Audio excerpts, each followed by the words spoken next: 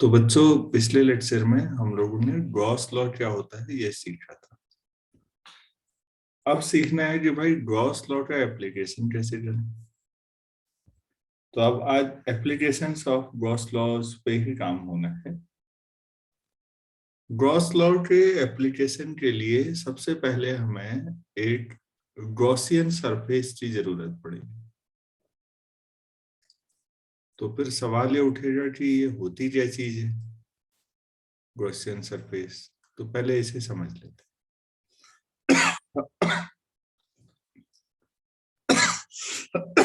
Sorry. अगर आपने किसी भी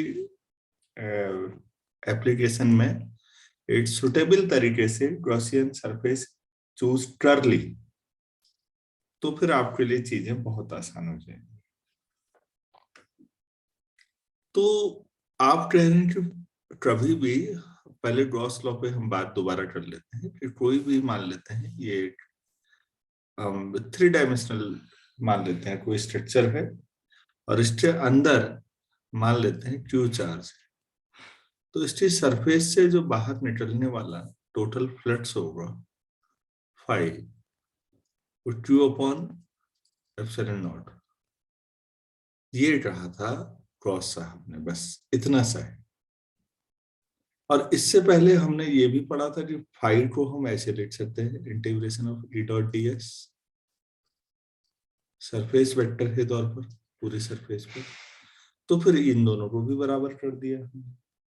सारा रूल फ्लक्स का है, फ्लक्स दो तरीके से निकालना है, बराबरी कर देनी है। आपने कहा ठीक है, इसमें तो कोई दिक्कत नहीं होनी चाहिए। अब दिक्कत थोड़ा सा ये होगी कि जो सरफेस है जिससे आप होते हुए आपका रिफ्लेक्स बाहर निकलेगा, वो सरफेस कभी कभी एक काल्पनिक सरफेस मानना बड़ा सुटेबल होता है। एक ऐसी सरफेस जहां ई डॉट डी एस निकालना आसान हो जाए। मैं रिपीट कर रहा हूं, एक ऐसी सरफेस जहां ई डॉट डी एस निकालना आसान हो जाए। जैसे हमारे पास ये सरफेस है अभी, ये थोड़ा टेढ़ी मेढ़ी है। अगर मैं इसके बाहर से एक सर्कुलर भी मान लूं, वे सर्कल जैसा भले ही लगे ना, लेकिन आप मानिए कि ये स्फेरिकल है, तो चीजें आपके लिए आसान हो जाएंगी क्योंकि स्पेयर का सरफेस एरिया मालूम होता है। और जो अंदर वाले से फ्लक्स निकलेगा वो सब इससे भी जाएगा बाहर को, ये भी श्योर है। तो फिर ये आपने काल्पनिक मान लिया, लेकिन कंसेप्चुअली ये भी उतना ही सही है। सॉरी। तो अगर किसी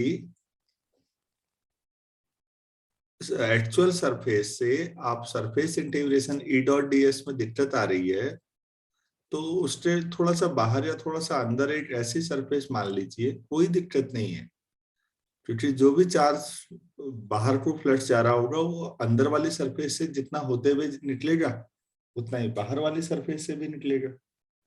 और बाहर वाली सरफेस आपने कोई रेडियस माना होगा, और स्पेरिकल सरफेस में चीजें आसान हो जाती हैं। तो स्पेरिकली होना जरूरी नहीं है, हम बाद में सिलिंड्रिकल भी लेंगे डिफरेंट वे में। तो इट्स सुटेबल काल्पनिक सरफेस, इमेजिनरी सरफेस गॉस साहब ने इमेजिन की ताकि चीजें आसान हो। क्योंकि ये इमेजिनरी सरफेस गॉस ने इमेजिन की, तो इसे क्या नाम दिया? Gaussian surface. क्या मैं समझा पाया?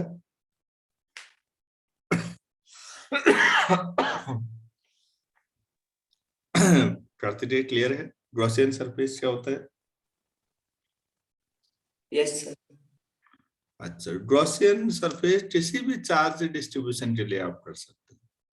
चार्ज डिस्ट्रीब्यूशन पॉइंट चार्ज भी हो सकता है, कहीं पर एक पॉइंट चार्ज है तो भी गॉस सरफेस बनाई जा सकती है।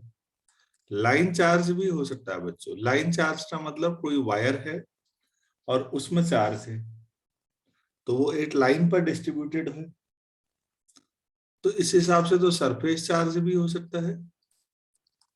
तो आप समझ लीजिए कि कोई प्लेन सरफेस एरिया है जो मेटल की पतली सी सीट है, और उस पर चार्ज है तो सरफेस चार्ज चार्ज कहेंगे हम शॉर्ट में। ऐसे ही वॉल्यूम चार्ज भी हो सकता है, यही मान लीजिए स्फीयर है और अंदर से, तो इसमें चार्ज सरफेस पे आ जाएगा, कंडक्टिंग है। कंडक्टिंग होने का मतलब चार्ज जो है रिपल्सन की वजह से पार्टिकल एक दूसरे से दूर हो जाते, सरफेस पे आ जाएंगे। तो चाहे पॉइंट चार्ज हो, पॉइंट चार्ज तो आसान है कूलाम लॉ लगाना, लेकिन ग्रॉस लॉ तो हर स्थिति में लगेगा। तो अब हम, अगर आपको समझ में आए तो गॉसियन सरफेस को डिफाइन कर सकते हैं। क्लियर है इतना? यस। तो लिखिए please, Gaussian surface around a charge distribution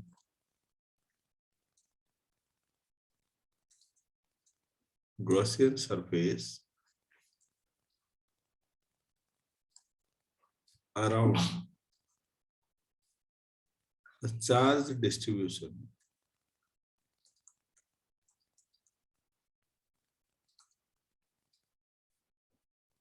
charge distribution है, चार में से कोई भी हो, मैं फिर कह रहा हूँ ये जो मैंने अभी लिखा है ना, चाहे पॉइंट चार्ज हो, लाइन चार्ज हो, सरफेस चार्ज हो या वॉल्यूम चार्ज हो, तो इसके चारों ओर क्या है, वो is a closed surface.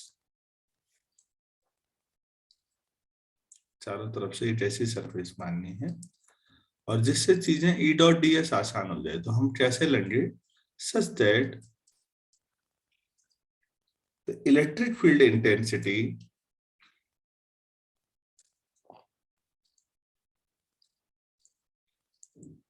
electric field intensity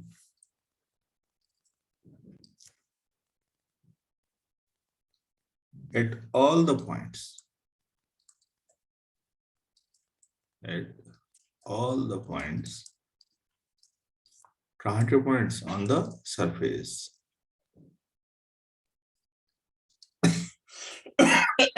इससे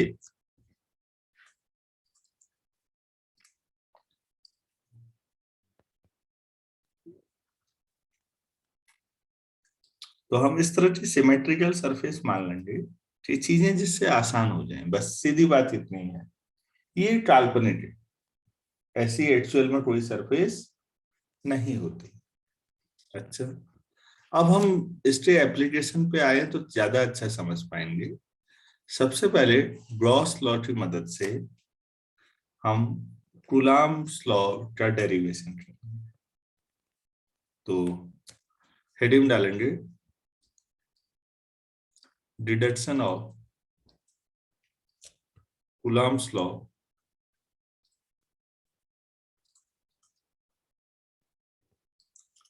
फ्रॉम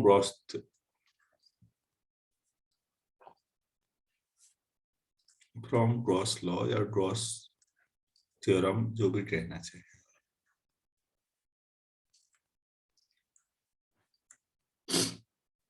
तो गॉस की मदद से कूलाम से, आप प्लीज थोड़ा सा स्ट्रक्चर को समझिएगा पहले। मेरे पास कूलाम लाना है मुझे, तो 2 पॉइंट चार्ज होने चाहिए, ठीक है। और सपोज ये पॉइंट ए है, ये पॉइंट बी है, मान लेते हैं यहाँ पर Q1 चार्ज है, यहाँ पर Q2 चार्ज है, और इन दोनों के बीच की दूरी को R मान लिया, ठीक। तो अब कैसे निकालेंगे, इसे देखिएगा। मैं Q1 को या पॉइंट ए को सेंटर मान लूं और R रेडियस का एक स्फेरिकल सरफेस इमेजिन कर लूं चारों तरफ, तो वो कैसा, ऐसे ही कुछ होगा। ए को सेंटर मानते हैं तो थोड़ा छोटा बनाइएगा, बहुत बड़ा कॉपी में भरने की जरूरत नहीं है। ये मैंने इमेजिन कर ली, ये गॉसियन सरफेस है जिसके सेंटर पे Q1 चार्ज है और बाउंडर। तो बेहतर है कि आप पहले स्फेरिकल सेल बना लें, तब वो बनाइए, तब आपके लिए आसान। क्या इतना क्लियर हो पाया? Yes sir. अच्छा, मैं अब बी पर जहां पर Q2 चार्ज है छोटा सा सरफेस एरिया ले रहा हूँ, तो जाहिर सी बात है यहाँ पर सरफेस पर होगा तो ये सेंटर को मिलाने वाली लाइन के इधर को बाहर को जाएगा ds वेक्टर, इस सरफेस एरिया की डायरेक्शन ये होगी। ठीक है इतना? हाँ सर। अच्छा, हाँ बच्चों एक चीज ध्यान से सुनो, अब मैं क्या समझ रहा हूँ, इमेजिन क्या कर रहा हूँ कि पहले मान लो Q1 चार्ज है, पहले केवल क्या था sir Q1 charge. Q1 charge है, तो Q1 की वजह से एक इलेक्ट्रिक फील्ड प्रोड्यूस होगा चारों तरफ को, और उसकी डायरेक्शन भी अगर यहां पर भी सोचे पॉइंट बी पर, तो उसकी डायरेक्शन भी आउटवर्ड सीधे ऐसे ही आएगी बाहर को। एक पॉइंट चार्ज होता तो चारों तरफ को जाएगा ना ऐसे सिमेट्रिकल वे में। अब मैं यहां पर r दूरी पर Q2 को लेके आया, तो Q2 पर रिपल्सिव फोर्स लगेगा या अट्रैक्टिव जो भी होगा फोर्स लगेगा ना, तो वो सेंट्रल फोर्स होगा, या तो बाहर को लगेगा या अंदर को सीधा, कोई दिक्कत नहीं है। तो Q2 पर जो लगने वाला फोर्स होगा F equal to Q into E होता है ना, तो Q2 पर लगने वाला फोर्स जब आप करेंगे वो निकालेंगे F, तो Q1 इंटू ई करेंगे या Q2 इंटू ई करेंगे? मैं रिपीट कर रहा हूं, पहले केवल Q1 चार्ज था, उसकी वजह से चारों ओर एक इलेक्ट्रिक फील्ड प्रोड्यूस हुआ। अब मैं Q1 से r दूरी पर जो पॉइंट B है यहां पर देखना चाहता हूं कि कितना स्ट्रॉन्ग है इलेक्ट्रिक फील्ड। तो मेरे पास एक फॉर्मूला है F equal to Q into E. मैंने क्या किया, Q2 चार्ज को लेके आया मैं B पर, तो B पर जो Q2 चार्ज अब आया है इस पर कोई फोर्स लगेगा इलेक्ट्रिक, तो वो फोर्स कितना होगा? F इक्वल टू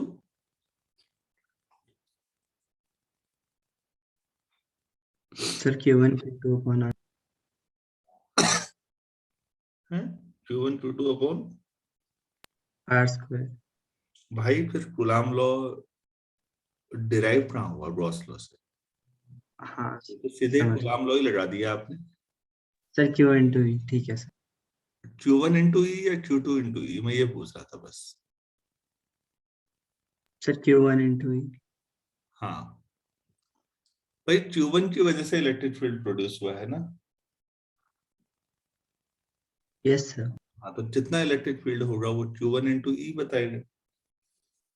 ठीक हो गया, तो बस इतना ही समझना है। तो जो फोर्स अगर आपको समझ में आ गया है तो कोई दिक्कत नहीं है। दूसरी बात, यहाँ पर आपने ड्रॉ किया होगा ई और डी एस दोनों पैरेलल हो गए हैं, तो फिर ई डॉट डी एस जब आप करेंगे तो वो न्यूमेरिकली ई डी एस और क्रॉस जीरो हो जाएगा। क्रॉस जीरो 1 होता है तो खाली ई डी एस आ जाएगा, तो डॉट प्रोडक्ट भी हट जाएगा। तो अब इसको लिख लेते हैं। Let us take a charge Q1 at A.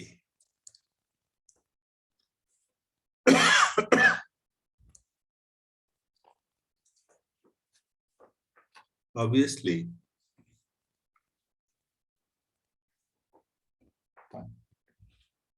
an electric field, obviously an electric field will be created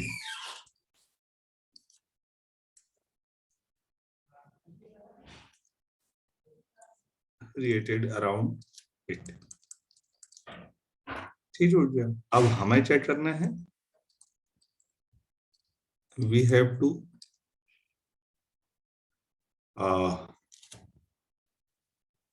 test its intensity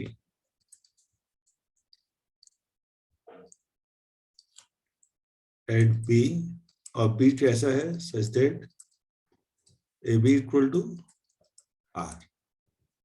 ये हो गया हमारे पास।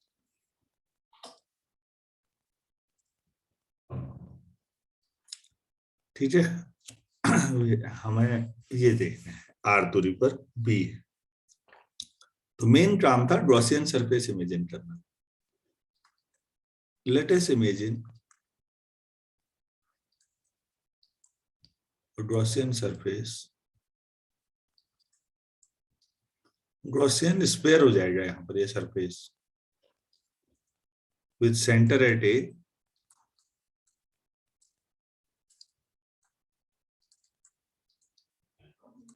And radius are.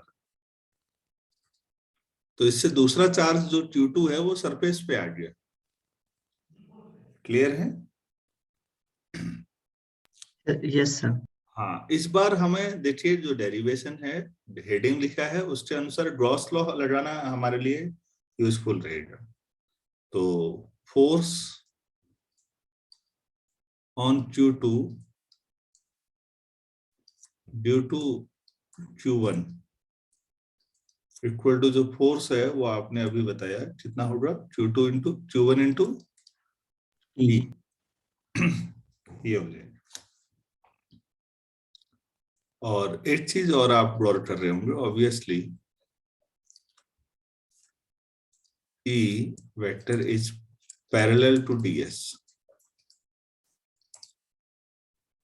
ये ठीक है? Yes sir.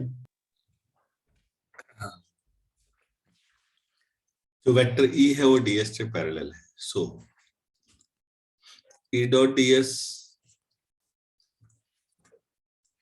EDS हो जाएगा cos 0, चलो लिख लेते तो EDS, simple EDS dot Hatia, मतलब सिंपल मल्टीप्लिकेशन हो गया। ये भी समझ में आया? ठीक है। तो अब यस देखो गॉसियन सरफेस से फायदा ये हुआ कि भाई गॉसियन सरफेस के अंदर चार्ज Q1 है।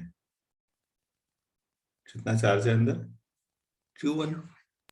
Q2 तो सरफेस पर है ना बाहर, अंदर Q1 चार्ज है। तो उसकी वजह से फ्लक्स कितना निकलेगा with sir in? Q1 by epsilon naught. हाँ, within Gaussian surface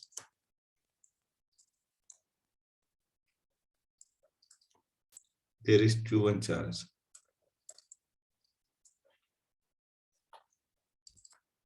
So using Gauss law,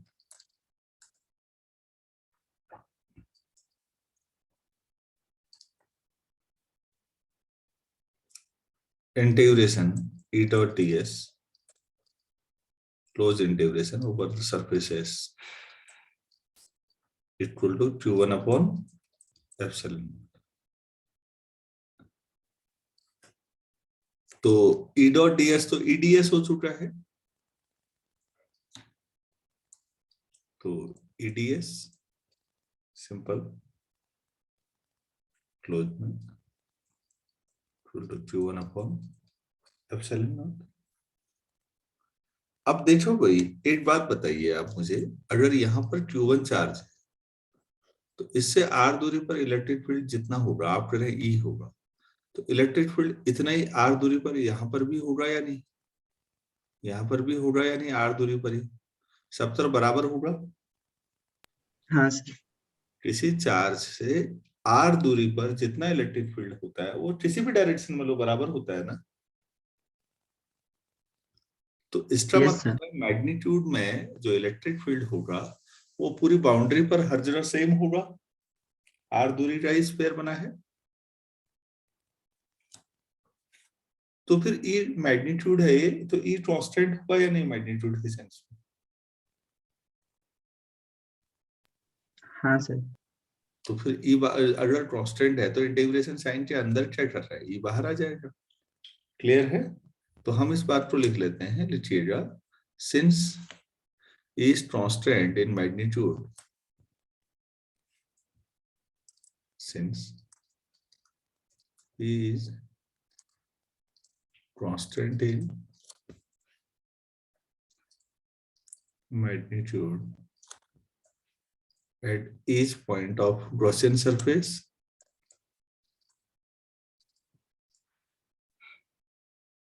at each point of Gaussian surface, तो फिर ई बाहर आ जाएगा भाई, केवल ds बचेगा, q1 अपॉन एप्सिलॉन नॉट। ये क्लियर है? हो गया डेरिवेशन। ये समझ में आया नहीं आया? आप यस सर। बताइए, ds छोटा सा पैच था बाउंड्री पर, ऐसे सारे पैचेस मिला के पूरी सरफेस बनेगी, तो फिर सरफेस कितनी हो जाएगी? 4 पाई q1 अपॉन एप्सिलॉन नॉट। तो बच्चों यहाँ से e इक्वल टू कितना आ जाएगा? 1/4 pi epsilon not q1 upon, तो E आ चुका है। तो अब ये बताइए Q1 की वजह से Q2 पर लगने वाला फोर्स कितना होगा?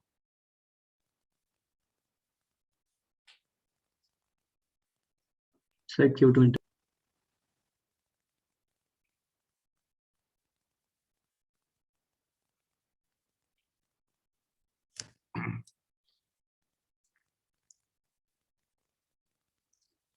Q1 की वजह से यहाँ पर एक इलेक्ट्रिक फील्ड होगा, और यहाँ पर लगने वाला जो फोर्स होगा नेट, वो इन दोनों का प्रोडक्ट होगा। Q1 की वजह से इलेक्ट्रिक फील्ड कितना है वो ये आ चुका है। नाउ फोर्स एक्सपीरियंस्ड, देखिए प्लीज, हमने कहीं भी अभी कूलाम लॉ नहीं लगाया।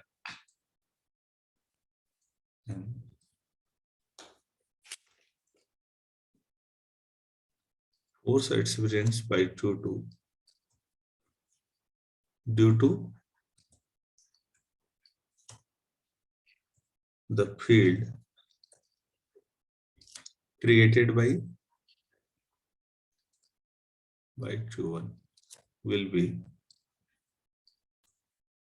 F equal to Q2E। E आपको ये अभी निकाला है, तो F equal to कितना आ जाएगा? 1/4 pi epsilon not Q1 Q2 upon R square. This is Coulomb law.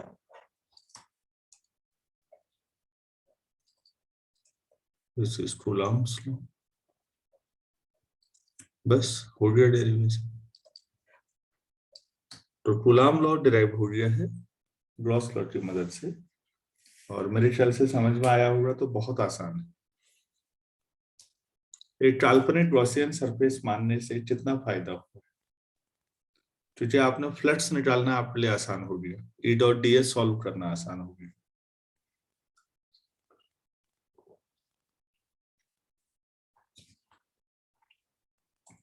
मैं रिपीट कर रहा हूँ सारी चीजें। Hello, yes. इसे हटा देते हैं। मैं रिपीट कर रहा हूँ, सारी चीजें कर रहा हूँ, एक बार फिर देख लीजिए।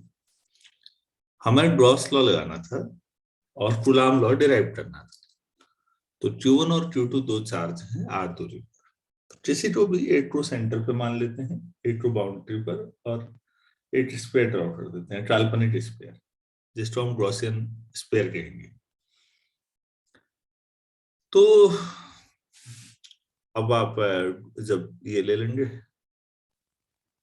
तो एक चीज मैंने यहाँ पर मिस्टेक की है, force on Q2 due to Q1 नहीं लिखना है, due to electric field created by Q1, तो वो Q2 इंटू ई आना चाहिए था, sorry, due to electric field of Q1, sorry ये गलती हुई है। तो वो Q2 इंटू ई है, वो बात लास्ट लाइन यूज है, अभी लिखना ही नहीं था, उसकी जरूरत ही नहीं थी।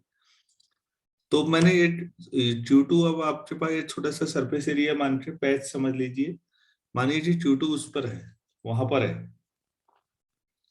तो छोटा सा पैच अगर आप लेंगे तो उससे नॉर्मल बाहर को आएगा आउटवर्ड, और यहाँ पर इलेक्ट्रिक फील्ड जो आएगा वो भी बाहर को आएगा, तो ई और ds दोनों एक ही डायरेक्शन में हो जाएंगे, तो ई डॉट ds eds बन जाएगा। और बाकी लगाना क्या है फिर, ई डॉट ds जो हो गया, तो बाकी कुछ है नहीं बहुत ज्यादा। देखिए, ई निकालने के बाद एफ लगाना है बस। क्या मैं समझा पाया इसको पूरा? Yes, sir. चलिए ठीक है, तो फिर हम इसका दूसरा डेरिवेशन करते हैं। ये ग्रॉस लॉ का दूसरा एप्लीकेशन करते हैं फिर हम। काफी फेमस डेरिवेशन है, लिखिएगा electric field due to a line charge.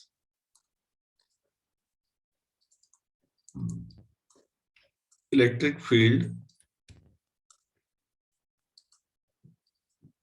Due to a line charge.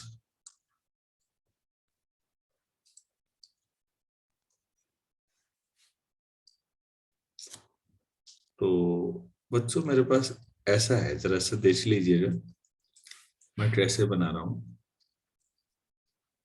एक इनफाइनाइट लंबाई का वायर, इनफाइनाइट, और उस पर चार्ज है, जैसा भी मानो, मान लो प्लस ही मान लो, कोई दिक्कत नहीं है।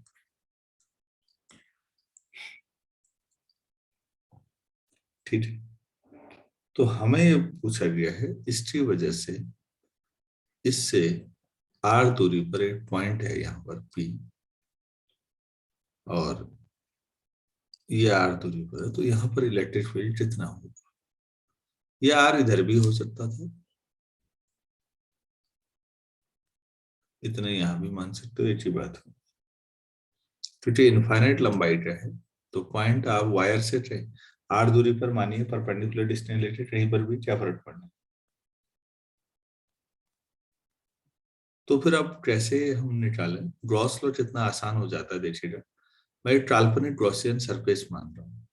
पहले प्रॉब्लम क्लियर हो पाई कार्तिकेय, आपको क्या करना है, कैसे करना है वो तो फिर होगा। हाँ सर। एक इनफाइनाइट लेंथ का वायर है, चार्ज वायर, तो लाइन चार्ज हुआ है। Yes sir. हाँ, तो इसकी वजह से आर दूरी पर एक पॉइंट है, वहां पर इलेक्ट्रिक फील्ड निकालना है। तो मैंने क्या करना है, गॉसियन सरफेस माननी है। गॉसियन सरफेस कैसी होगी,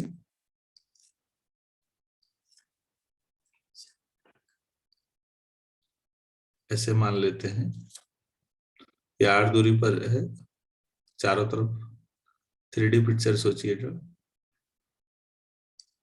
आर दूरी वाले इधर वाले पॉइंट्स भी आ जाएंगे, ऐसा कुछ मैंने मान लिया है। बाकी वायर चलते जा रहा है, चलने दो, हमने इतना ले लिया बस। ठीक है, हम मान लेते हैं मैंने एल लेंथ का ले लिया ये।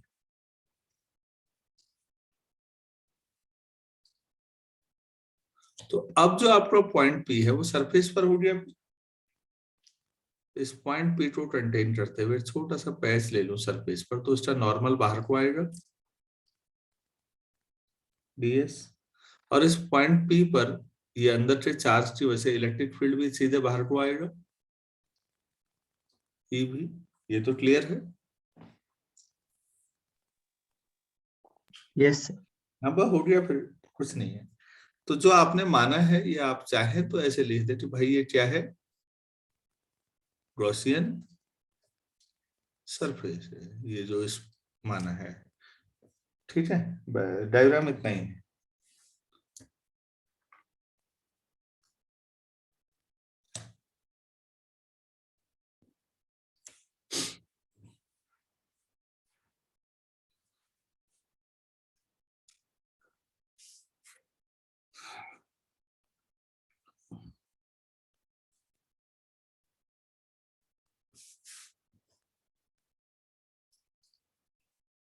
तो लिखें फिर। Yes sir. Let us consider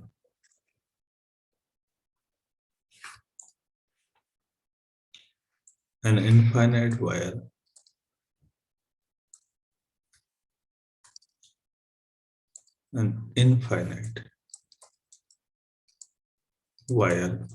it with uniform charge density,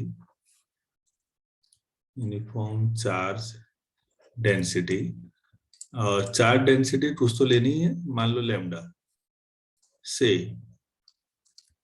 lambda. इसका मतलब ये हुआ कि यूनिट लेंथ पे कितना चार्ज है, लैम्डा। हाँ 1 यूनिट जो भी है एमटीएस सिस्टम है 1 मीटर पे लैम्डा कूलाम होगा, तो लैम्डा ही ले लो, कोई दिक्कत नहीं है। ठीक है, करना क्या है, अब ये लिख लेते हैं, we have to find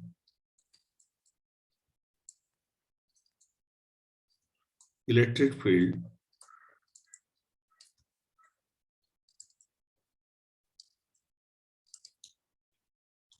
at a distance r from the wire। r दूरी पर वायर से एक इलेक्ट्रिक फील्ड निकालना है। तो ये पहले तो स्ट्रक्चर डिफाइन किया, फिर हमने ये किया कि हमें करना क्या है। अब मैं बताता हूं करना कैसे है।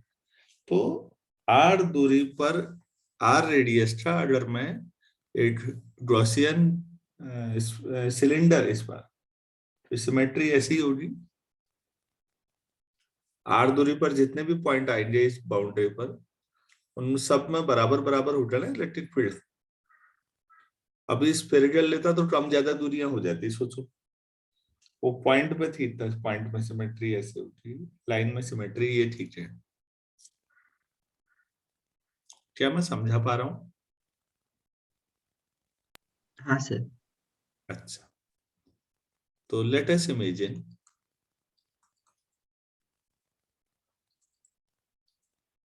और गॉसियन सरफेस, गॉसियन सिलेंडर कह देते हैं इस बार, cylinder of length L and radius R।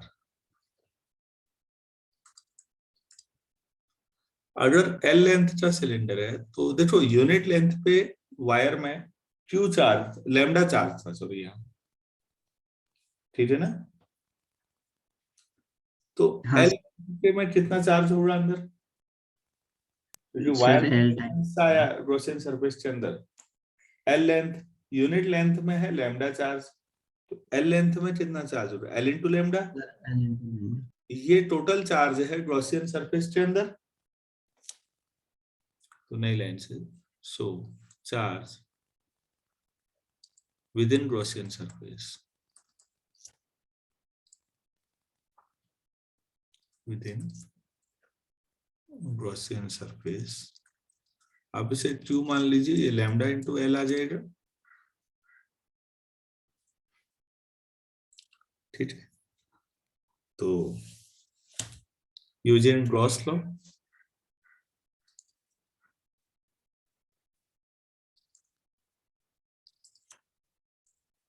Phi equal to integration of E dot D S, और वैसे Q अपॉन एप्सिलॉन नॉट।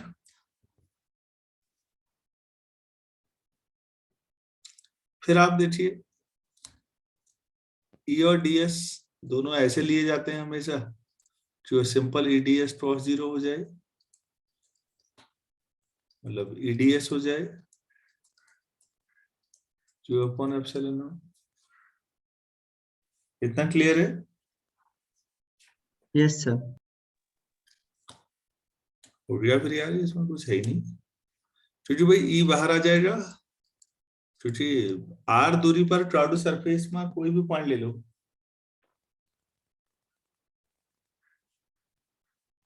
ठीक है, EDS इक्वल टू Q जो lambda L upon epsilon not.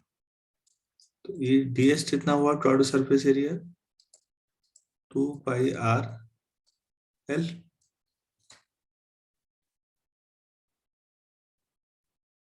यही होगा।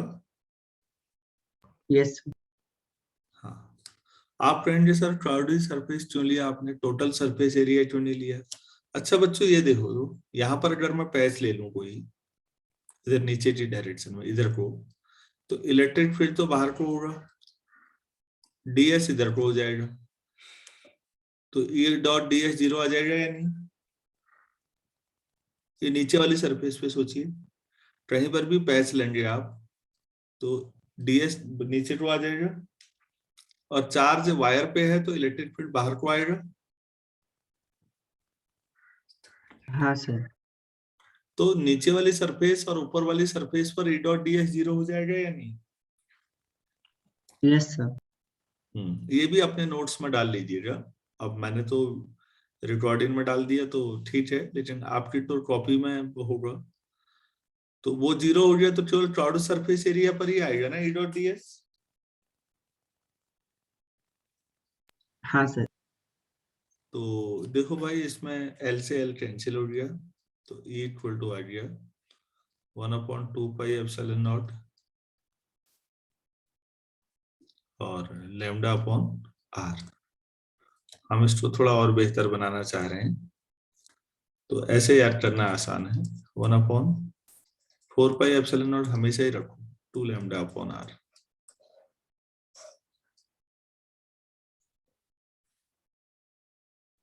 तो एक इनफाइनाइट वायर है, तो उसकी वजह से आर दूरी पर कितना इलेक्ट्रिक फील्ड है वो किन चीजों पर निर्भर कर रहा है, जरा ध्यान से देखिए। लैम्डा पर चार्ज डेंसिटी और आर पे।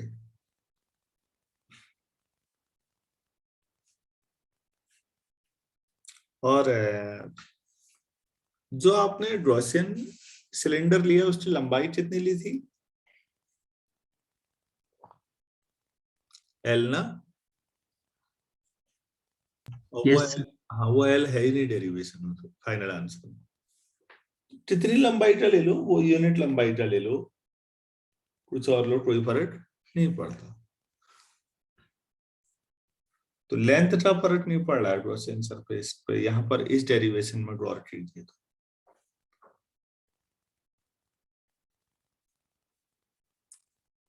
केवल फर्क पड़ रहा है लैम्डा और आर का। Is independent of length of Gaussian cylinder कर दीजिएगा।